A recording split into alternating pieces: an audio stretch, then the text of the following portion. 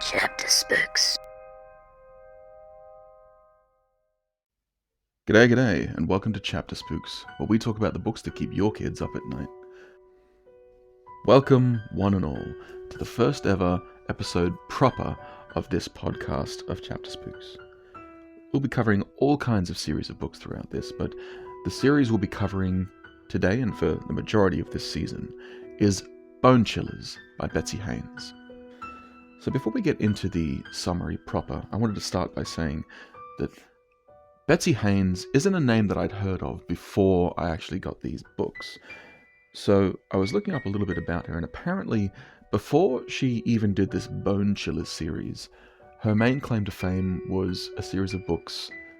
Well, the one I remember is Fabulous 5. Apparently that was a spin-off of another series with the same characters in junior high. I think it was Taffy Sinclair, where Taffy Sinclair was the antagonist, and these characters were against her because I think she was some bully type character. So it seems like she had this junior high and school drama type series, and a lot of her other series seem to be in that vein with like one or two other horror books under her belt. So I don't actually know why she decided to go for a horror series of all things.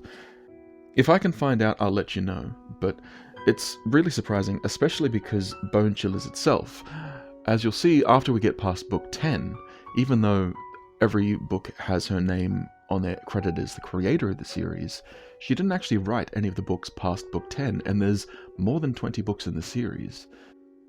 But let's just get started, shall we? So, the first book in this series of books that I'll be looking at is Beware the Shopping Mall, Bone Chillers number 1. This story follows Robin Fagan, who is a girl in the town of, I believe they call it Meadowdale, where they have just opened the new Wonderland Mall. And this is the biggest thing to happen in town in a long time, because there is a huge opening, grand opening, with hundreds if not thousands of people all trying to get into the mall. But before we can even get into that, the first thing they say on page 1 is that this mall was built on the site of an old swamp that literally called Mournful Swamp, where 3 teenagers died. So we're already setting up our supernatural horror premise. Robin is meant to meet her friends at the front of the mall, but it's so swamped, sorry, pun not intended, but there's so many people out the front of the mall that she can't even get the car to a car park, let alone get out. So Robin decides to just ditch her mum, says, "Hey, thanks for the ride, mum," jumps out of the car and races to the front entrance to meet her friends. The mall isn't even open yet, but her friends are already there. At least there is Eric, a boy that she's got a crush on, Lisa, and Shannon, who's described as having glasses. They also say that they are looking for their friend Jamie, but they can't find her, and the claim is that she caught the bus, so with it being this busy, maybe she couldn't even get on the bus, it's that busy. This is meant to be the biggest thing happening in town on this day. After a little waiting and wondering, one of them decides, I believe it's Lisa, who says, "Hey, instead of waiting for the opening and trying to wade through all these people, there's an employee entrance just there. Let's go through that way and get into the mall." So she manages to convince her friends, and they sneak into this employee entrance, and they're in a creepy sort of backrooms area of the mall. Small, creepy little corridors. As they're wandering through, they find a doorway. They're trying to find a way into the mall proper, but they find a doorway into a room that is full of mannequins. And we have a spooky moment as they have to walk through this room of dead-eyed mannequins. Then we have our first contrived chapter scare of the story, where Shannon goes ahead and they catch up with her only to see that she's face down in the middle of this room on the floor. And when they approach, of course, it's just a dumb joke. She did that to try to trick them. Whatever, let's move on, because we move swiftly on to the next scene where they realize the room that she's in is some kind of room full of air conditioning equipment, probably for the whole mall. And there's a strange scene, I'm not quite sure how to describe it, so let's just use a quote from the book. "We must be in the basement," said Lisa. "These are probably the air conditioning units for the whole mall." I knelt on one knee and examined the floor. My eerie feeling was back. Remember that article in the newspaper a couple of weeks ago about how a crack opened up down here in the basement floor? I asked. I saw that, said Lisa. The paper said it was right over the spot where the ravine used to be when this was a mournful swamp. Yeah, said Shannon. They were afraid the mall wouldn't be able to open on time. But they cemented it up and everything was okay, Eric said. It's funny when you think about it, though. So many creepy things happened while this mall was being built. Remember the dump truck that poured a load of rocks on one of the workmen and killed him? Yeah, I said. That story was especially weird because nobody was at the controls of the truck. It seemed to have been driving itself. The police investigated and couldn't find anything, so they wound up calling it an accident. And a lot of things disappeared mysteriously, said Lisa. Big pieces of machinery and stuff like that. And what about the guy who fell into that vat of wet cement? Shannon asked. I heard they fished around for a long time but couldn't find his body. A lot of people thought the construction site was jinxed, I said. Then I added hurriedly, Come on, let's go. I don't like it down here. I got slowly to my feet. The cemented crack looked like a giant scar. It ran across the floor exactly where Shannon had been lying. I suddenly wondered what would happen if the crack opened up and sucked me under the mall. The thought made me shiver, so I turned quickly and raced after the others. Just then, lights started blinking on one of the giant machines, and the sound it was making changed.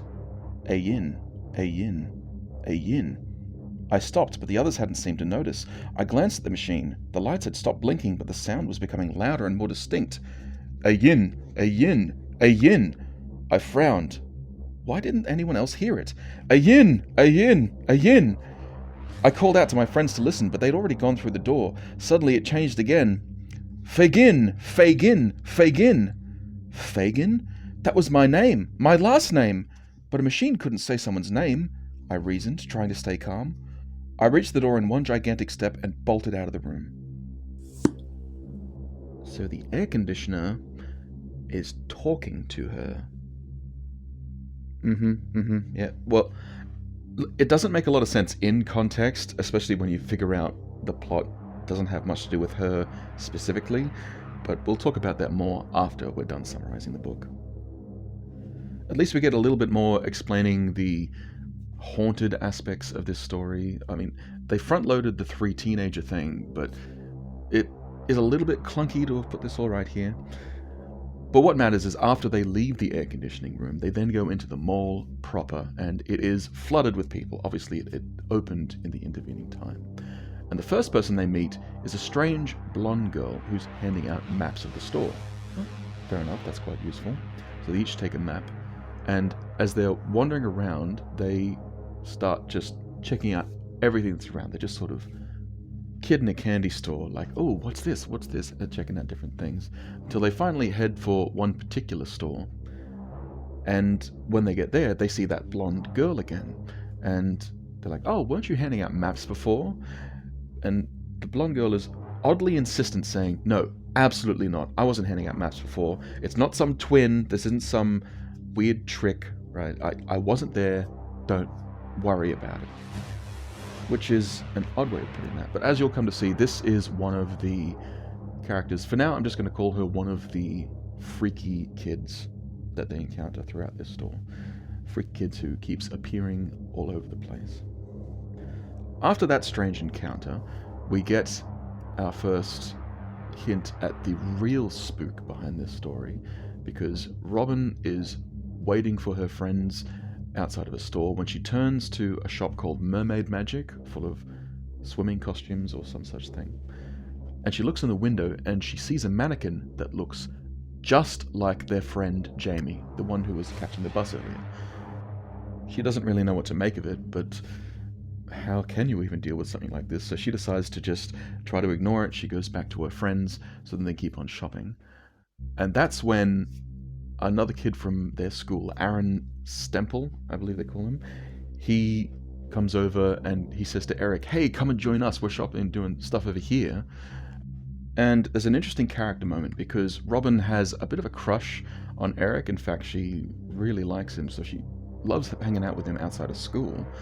But at the same time, she's there to shop with her friends. So she gets lost after she sort of hangs between the boys and the girls. Like, do I go with Eric? Is he going to join us again? Or do I stick with my friends?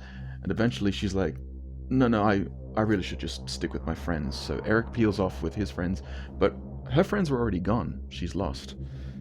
But Unfortunately, this gets us our second contrived chapter scare of the book, where she's looking for a friend, she tries looking in the bathroom, she goes down this strange hallway, only for them to suddenly appear behind her saying, "Boo! We got you."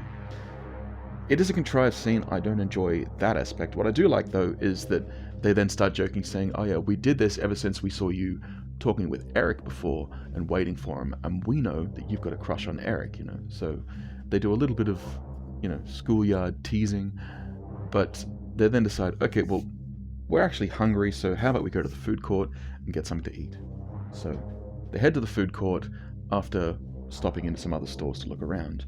And finally, we get the scene that I was hoping for since the very beginning, where after the girls are chatting and being really good friends, there's a cute little moment between them, they actually start saying what they're looking for. So Lisa says that she's looking for jeans, and Shannon says I think she wouldn't mind looking for some tennis shoes or some such thing.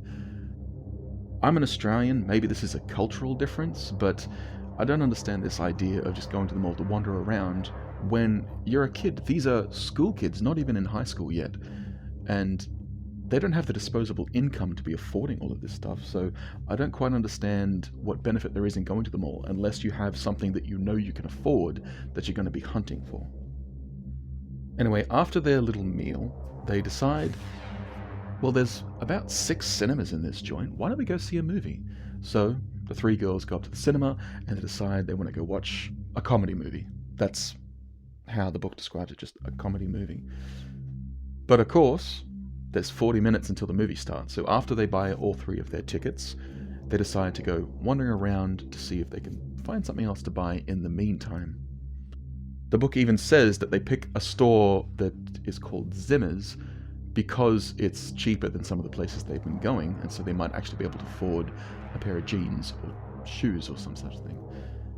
But Robin's not as interested in looking at shoes, so she actually splits off from her friends, and she realizes that she's in the boys section, which gives her the opportunity of turning to see in the boys' change rooms. You can see Aaron Stemple in there, and he's got a horrified look on his face because he's turning into a mannequin. I actually really enjoy the scene that follows because there is that whole fact that it's the boys' change room. So what happens is she wants to see if it actually was Aaron Stemple, the kid from school, or if she's just seeing things again, like she did with that Jamie mannequin before, or at least like she thinks she's seeing things. But the place is being guarded by another one of those freaky kids, this time a woman with a French braid, although I think this is the first time we see her. When the woman walks off, she finally sneaks into the change room and opens the door, and she sees, indeed, this is a mannequin, but it looks just like Aaron Stemple. It's even got the same shirt that he was wearing before, and the same face, so she is freaking out. She's like, oh my god, this is actually turning kids into mannequins like I thought. So she races off to find her friends, but instead of finding Lisa and Shannon, she runs into Eric, her crush, but she's got a one-track mind at this point. She's like, no, I need to show someone that this is real. So she takes him, she says, I have to show you something. And even he's freaking out when she says, I have to show you something, and takes him to the boys' change rooms. He's like, you can't go in there. But she's like, no, don't worry about it. So she bursts open the door to show him this mannequin. But by now, the mannequin is gone, and there's some boy in the change room with his shirt off.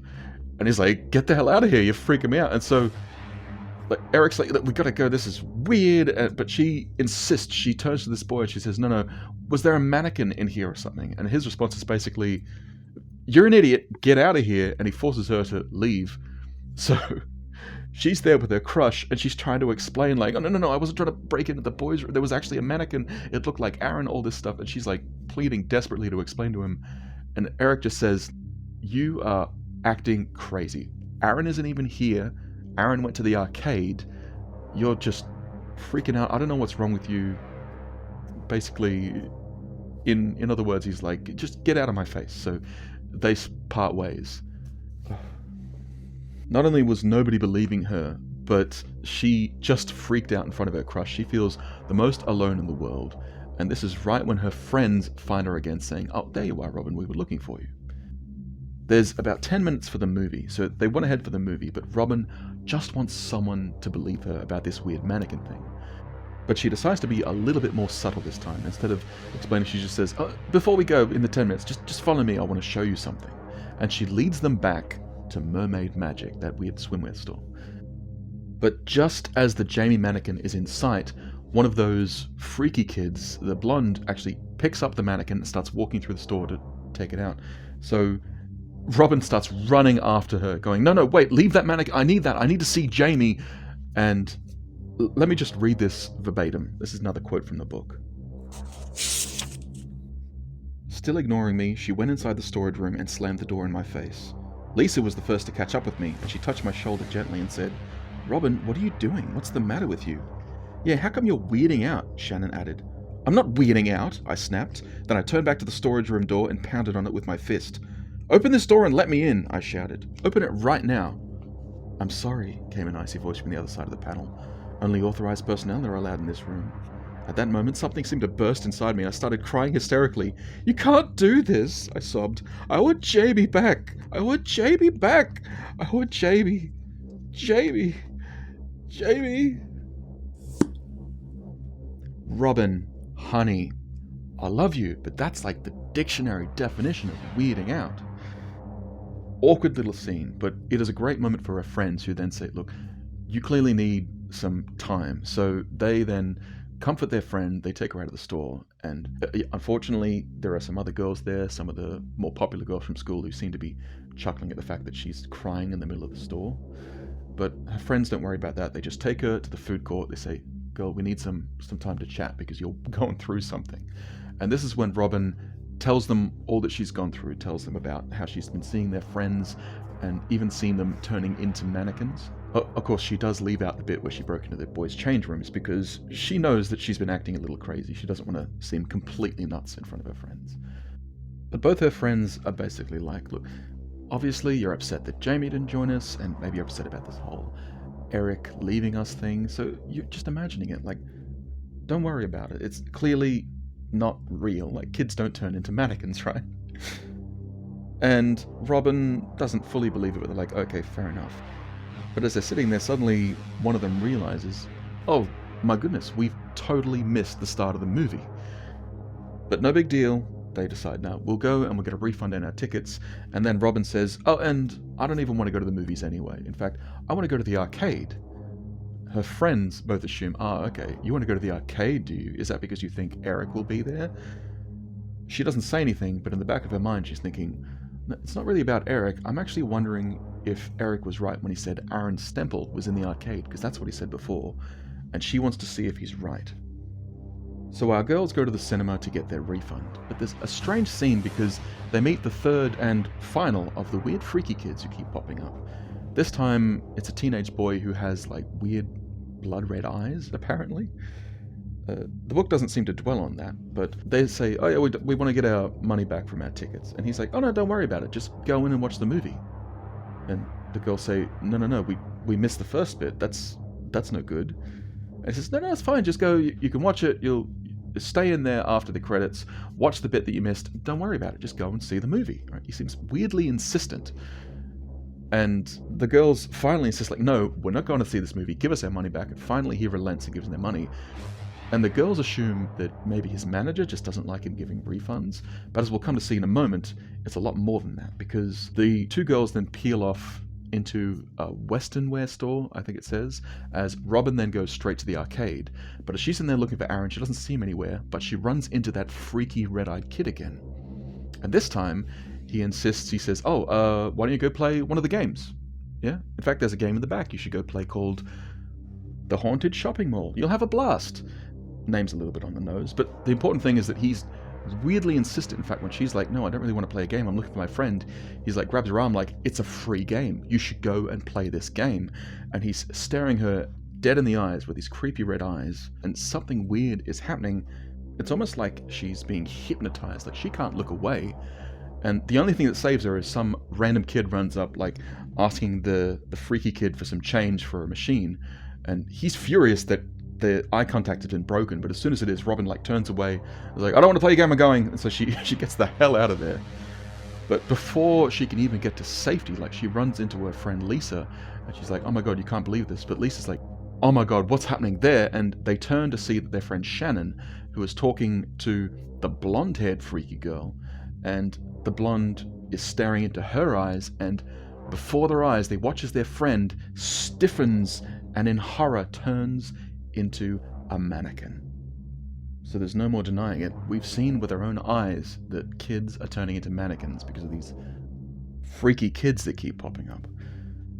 At least, I'd think you couldn't deny it, but I suppose the next scene is basically Lisa going full denial mode because she claims, no, maybe Shannon's glasses fell off and that lady was just putting them on a mannequin that looks like our friend. So she insists that they need to go see this mannequin for themselves.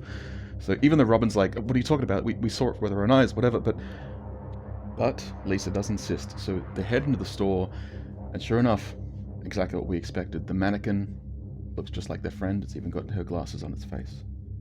But now that they're in the store, the girls quickly notice three things. First of all, this whole place is full of mannequins. They say that because it's like Western wear, they're in weird scenes with fake cows and horses that they're riding. It's a little odd, but the second thing they notice is that every single mannequin looks like one of the kids they know from school. In fact, Robin even points out that one of them looks like a short chubby girl she knows from like her math class or something. And she says, well, what kind of a mannequin is short and chubby? And we know this has to be something weird going on. So there's that. And then the third thing they notice is that the blonde girl, the freaky blonde girl that they've been seeing all day, is at the front of the store, and she's just locked them in. I'm coming after you now, I'm gonna get you, right? And so she starts like throwing aside racks and stuff looking for these girls because she's dropped all facade. She's just trying to get them and obviously turn them into mannequins. Our girls are both freaking out, understandably, but Robin decides to head deeper into the store to one of those authorized personnel only doors that she saw the freaky girl using before to steal the Jamie mannequin. So they sneak in there, and very quickly, after getting lost in the back rooms for a short moment, they find themselves back in the mannequin room. But this time, it has so many more mannequins. Like, it is at least double the number that were there before, and now they can see without a doubt that these mannequins look like even more of the kids from their school. Kids they don't even necessarily know the name of. It's just kids that they know and they've seen passing in the halls at school. They don't even know their names. And this is when we get a fantastic scene where as they're in the room, they hear another one of the freaky kids, this time the brunette with the French braid. They can hear her coming down the hallway, so Robin's like, oh, quick, pretend to be a mannequin. So they quickly lie on the floor as this girl with the French braid comes in, and she's got another one of the mannequins who looks just like a red-haired kid they know from school. And she like drops it on the ground like a sack of garbage and kicks it to the side and sort of makes a comment about how they're sacrificing all these kids. And then she starts wandering around the room a little bit, and Robin's not sure what she's doing. She assumes, of course, that she spotted them, that she knows they're not mannequins. Maybe their skin's not shiny enough, or maybe it's because, oh, they forgot to smile. All of the mannequins are smiling, but these girls are so freaked out they didn't even think about it. But just as she's standing over them, looming over their bodies on the floor, the blonde girl comes running in, like, what are you doing in there? Hurry up. Like, I was chasing these two girls. They're in here somewhere. Come help me find them. So this is when the blonde and the French braid freaky kids both head off, ironically looking for the girls that they just left lying on the floor in this mannequin room. But it's a bit too much for Lisa because she just breaks down and starts crying like, what the hell are we going to do? So now's when Robin decides, okay, new plan, we just got to escape. We're going to get the hell out of here. So they wander through the back rooms trying to see if they can find some kind of a back exit, like a loading dock or something to get out. They find a door out, but unfortunately, rather than leading out of the store, it leads into the shopping mall proper. But they just want to get out of here. They're like, okay, we'll catch a bus or something. They come like every 15 minutes. Let's get to the bus station. But that plan is paused when Lisa points out, oh no, what about Eric? We haven't seen him. And I swear the last time I saw him, he was in a sporting goods store with one of those freaky kids. So, of course, it's Robin's crush. She can't just ignore it. So they both head up the escalator so that they can go see if they can find Eric. But they get lost on the escalator. It's still packed with people. You know, they're struggling to get through people. So Robin gets to the top first, and she turns around to see if she can find her friend, but she never appears at the top of the escalator. She's gone. Robin is officially on her own. So basically, out of desperation now, she heads for this sporting goods store anyway, because she's just trying to find another person, another friend that's still a human being.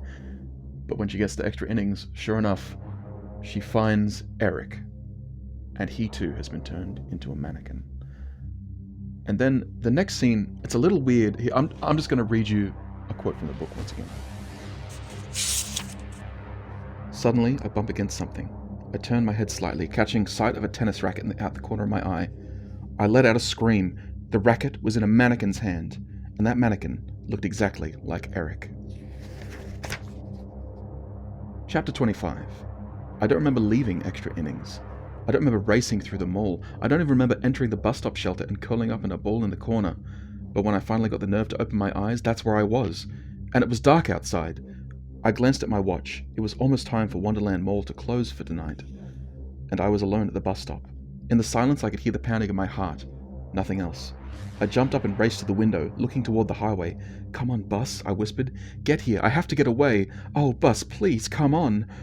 I don't know how long I stood there, watching for the bus to approach, afraid that at any moment, one of the freaks from the mall would come after me. Finally, I turned away from the window. I looked at my watch again, and then at the schedule on the wall. The last bus should have been here 5 minutes ago.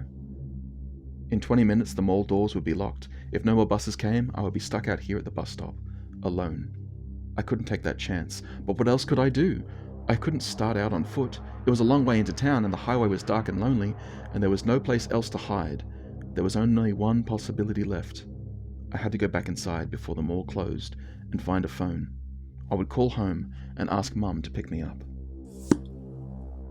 I hate this scene so much, but we'll talk about it at the end of the summary. For now, Robin just needs to get to a phone, so the first lot she sees are all full, so she goes deeper into the store, but as she's walking through the store, she sees that it is emptied out, like there's almost nobody left. And when she finally gets to the phones, it seems like it's completely empty. So she calls home, but as the phone is ringing, she drops the receiver because she sees her friend Lisa. But of course, Lisa, like the rest of them, has been mannequinized. All that's left is her bodiless head wearing a tiara in a jewelry store. And at that second, she hears the doors close and the automatic locks in place because she's now trapped in the shopping mall.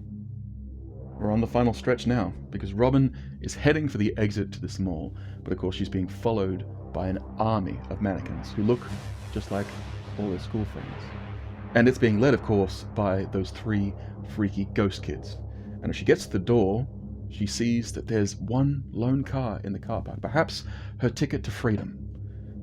But Robin's surrounded now, and this is when we get our confrontation, where the freaky kids confirm that yes, they're freaky ghosts. They were the 3 teenagers who drowned in Mournful Swamp all those years ago, and they want revenge because they built this mall on top of their gravesite. You know, people are living their life happily while they're literally rotting in the ground.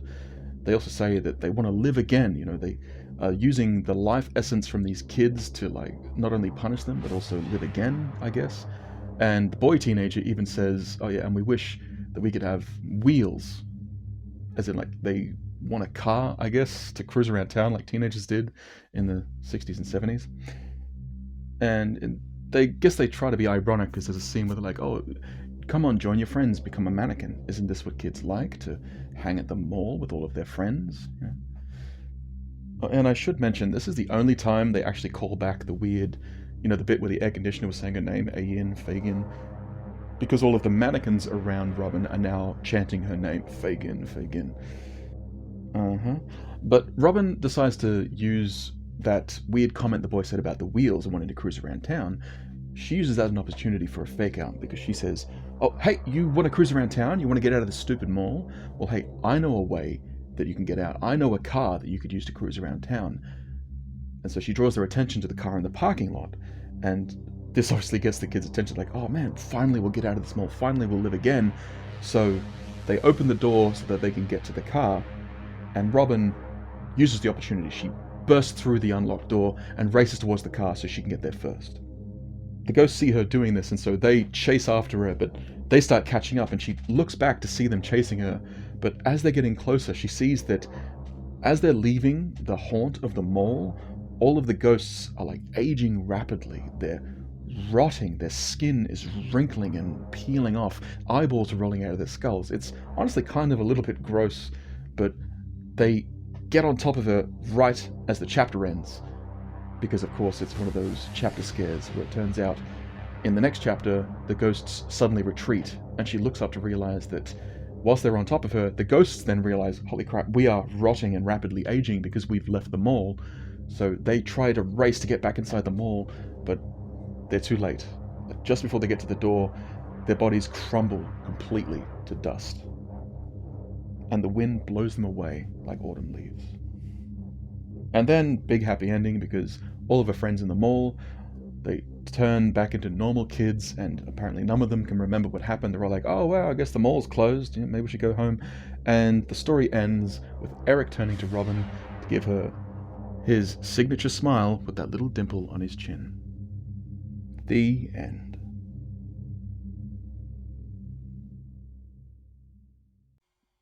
Alright, let's discuss. So, first things first about this book is my own biases, I should state first. So, personally, I hate stories that are ghost stories and deal with things like spirits and souls.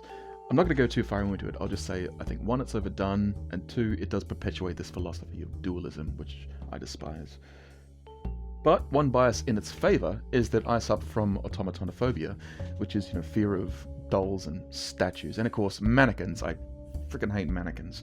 So it is a point in its favour for horror, because I thought that's a great idea for a scary story, making the antagonists mannequins, right? I don't know how well they did it with the whole using a ghost. Like, I know I'm biased against it, but like, why are ghosts magical? I don't quite get that. But more importantly, there are some issues with the plot and like some of the character motivation. Like, there was a scene early on I mentioned where they see a blonde girl handing out maps, and then they go to a store and they see that same blonde girl who's working in the store, and they're like, oh wow, you got a twin. But she's weirdly insistent, like, no, I don't have a twin. There's something wrong with you. I wasn't there. I've been here all day. What are you talking about? And I don't understand that, because the whole point of these ghosts is apparently that they are turning kids into mannequins to sacrifice them either for energy or whatever. That also isn't fully explained. But if she's trying to keep this a secret, why would you point out a discrepancy in your plan that you're popping up all over the store? Like, why wouldn't you just say, oh, don't worry about it. Here, have a t-shirt. You know what I mean? Like, why? She's weirdly insistent on it, and that doesn't make a lot of sense for the character motivation. Another thing is, like, later on with that teenage boy, like, I really like the idea how he's like, oh no, just go watch the movie. Oh no, just go play a game. Just come on, just do the mall thing. Because I assumed at first that this was going to be some sort of weird allegory about how malls are quite predatory towards kids. After all, that's what I was talking about before with the fact that kids don't have a lot of disposable income, and yet they bring this mall into town. Everyone's excited to go for the mall, even though they can't afford a single thing in the mall. In fact, and when they try to go to the movies, when they decide not to go, they have to get their money back, because as Robin actually says early on, that after getting lunch and a movie ticket, she barely has any money left. So I thought that they were going to lead into that and do the whole predatory mall thing, meaning that the thing that turns them into a mannequins is changing in like the change rooms, or going to see a movie, or playing a video game, like somewhere in the mall where you're alone and it's taking money from you. Like, that to me would make more sense, but instead they do this weird thing where the mannequins have to catch you and then stare at you with their eyes, which, I mean, how often do you and a shopkeeper go to a second location outside of someone else's view where that they can hypnotize you? Like, it doesn't make a whole lot of sense to me. I mean, after all, the first time one of the mannequins attempts it, he gets interrupted because kid's like, hey, I need change, because that's the whole point of a shop assistant, is that you go to them when you need assistance. So I don't know, it doesn't make a whole lot of sense to me from that point of view. Like, what exactly is their motivation? Especially because if they are trying to get people's life essence, supposedly because they want to live again, well, after getting literally every single kid in the mall turned into a mannequin, that's not even enough life essence to cross the car park? I don't really get it. I don't really get it. There's also some other structural issues. I mean, look, I'm not going to get into the whole how retail works, because I did do a little bit of retail, but I do know usually shops don't share mannequins between different franchises. So the whole mannequin room doesn't make a whole lot of sense. I'm willing to forgive that because it does give us an excuse for that good scene, and also it does seem like something that some moles might do. I don't know. Like, well, you can headcanon that away, you can flub it and say, oh, whatever, it doesn't matter. It's a good excuse for that cool scene. But then having the whole weird air conditioner room talking to her, saying Fagin, like, as I think it's pretty clear in the plot, none of the freaky ghost kids' plans hinged on Robin Fagin being in the store.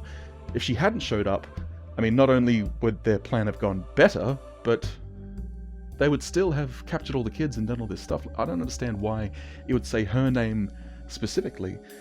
Like, if you wanted to do that with the story, you could maybe lean into it, but the story doesn't. It just seems to be like, we're stealing any kid we can, and it says her name and freaks her out because she's the protagonist, I guess. Like, it doesn't make a lot of sense. Now, it may seem like all I'm doing is complaining about the book. Like, I really did enjoy some scenes. Like I said, I really enjoy a lot of the scenes with the girls talking with one another. There's some great character dynamics. I do love, like, the plot uses the character dynamic of her having a crush on Eric to make a fantastically awkward, creepy scene where you can see how she's feeling. You can understand why she does what she does. Like, that's really well done. I think my issue is with these plot things is, from a writer's perspective, how things don't quite make sense on the back end. And I guess some people can say, oh, it's a kid's book, they won't notice this stuff. But that's simply not true. I was a kid, I read books like this. Admittedly, Goosebumps, not Bone Chillers, but I read books like this, and it did bother me when the plot didn't make sense. So from a writer's perspective, first of all, make sure you know the motivation of your antagonists. Make sure you know what their goal is. How does their story end? If they were the protagonist, how do they win? That's the question you need to ask yourself. That way they can be more consistent throughout the story, you know. Another question, and I admit this one is definitely another one of my biases, because you don't really need to go into this much detail for it. But personally, if I was to write a story like this, my question would be, how does the magic system work? How do kids become mannequins? How do the ghosts use that life energy, or what have you? Because as it is, it doesn't make a lot of sense, and you can flub it a little. You don't need to go into that much detail, but either way, you definitely need to understand what your metaphor is, because I think there is a great allegory that they're leaning in here, like I said, with the predatory consumerism, with the idea that the mall is dragging in these kids, and like they hint at it with lines from the characters when they say, oh hey, don't you want to be a mannequin? It means you get to spend all your time around these kids, shopping and having fun together. Isn't that what you want? Like, there's a lot there, but the story just doesn't exploit that as well as it could have. But it does put a little bit of effort in there with its scenes, especially, like I said, I really love the mannequin room scene where they're trying to pretend to be mannequins, especially the fact that the other mannequins do look like their friends, so they would also look like the mannequins, and they're trying to hide, and they're stuck in there with every other victim, trying to pretend they're a victim so that they don't become one. Like, there's so much there to play with. But it has to be said, oh my god. So, dear Betsy Haynes, I don't know if you ever listened to this, but writer to writer, the scene I hate the most, and I said I'd talk about this, was she sees Eric, he's turned into a mannequin, and then, chapter end, new chapter, she's escaped them all. Why would you write that? It frustrates me so much, because obviously she doesn't want to escape the mall. We don't want the girl to get out of the mall, because the whole point is that she's trapped there and the kids are like chasing after her. It's important for the final scene. So if you don't want your character to escape the mall, why would you write a scene where she escapes the mall? And you don't even cover how she does it, because to me, like, you could easily, if you cut out that scene with her escaping the mall, and then the bit after it where she goes back in to get the phone call, and then the doors lock, right? Ta-da! You now don't have this weird scene where she escapes the mall and then decides she needs to get back into the mall to escape the mall. Like, that's why she goes back in, is so she can call her mum to get a car ride home so that she can get away from the mall. It doesn't make any sense. It's so frustrating. Why would you write a scene into your book that actively makes it worse and more confusing? So, I guess the advice to writers is, don't do that. Anyway, so that's my basic summary of how this book has gone. So, now we get on to the score. I should mention, this is the first episode of Chapter Spooks proper, I should mention. I am planning on rating all of these books, but I don't do an out of 10 thing because I'm looking at these from a writer's perspective and from an educator's perspective. So to me, I'm going to be scoring these as you would like a teacher. So this book, all things considered, it does have its failings, but I have a lot of scenes that I enjoyed. Not to mention, it deals with shopping malls, and I'm actually surprised that so few of the books, I'm like looking at my shelf right now of Chapter Spooks books, very few of them seem to deal with shopping centers, shopping malls.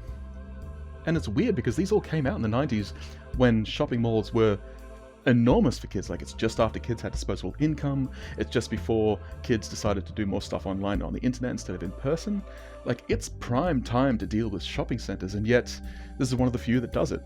And even though it doesn't quite hit the mark, it sort of hints at the idea of allegory but doesn't quite go there, and so it misses those marks. But it does have a lot of scenes that I like. It does have some great character interactions, and whilst the plot is flawed, I do like the character arc throughout most of the story. So for that reason, this book, number 1, Bone Chillers, Beware the Shopping Mall, is a C+. So that's a passing grade. Nothing excellent, nothing top of the class, but it's still an interesting book and a great way to start your series with a passing grade, just getting over the line with, hey, this is the kind of thing you can look forward to. So very well done.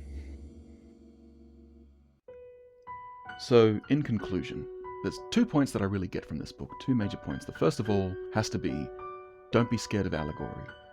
There is so much you can get from these premises, so many ideas you can play around with, and if there is some potential to have a metaphor or some meaning to bring your story above just a sequence of events that's scary, and instead have this be a metaphor for things in the world that you live in that you should be paying attention to, like, that has so much potential. So don't be afraid of allegory. If your story could have something potential to say, don't muzzle it. Give it the chance to speak.